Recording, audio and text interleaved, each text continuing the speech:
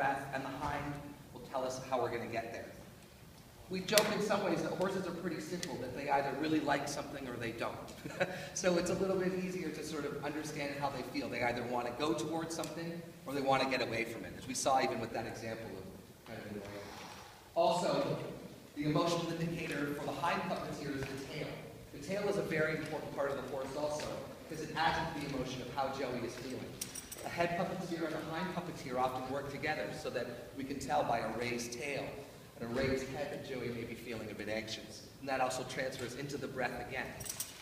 And as you heard too, Joey is capable of making sounds like a real horse. People often ask us, where's the button that makes the horse sound inside?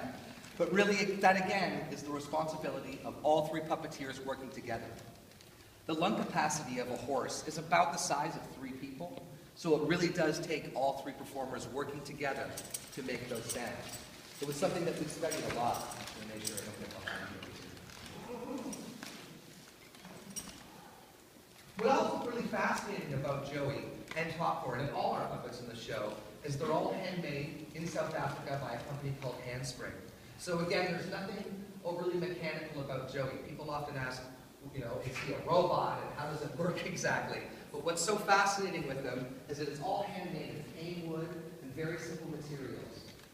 The handles themselves are often either bicycle brakes or simple levers and pulleys. So again, as complex as Joey is, there's also a real simplicity to his design. And I think one of the best things about seeing Joey, not only just seeing him on stage and seeing him interact with other horses in the show or other actors in the show, there's also a real opportunity to see what happens when Joey interacts with a real horse also. So I think we've got some special guests with us here today outside. So we're going to take a quick little break out there if people want to join us and see. We've got some mounted police here today, and we're going to take a look and let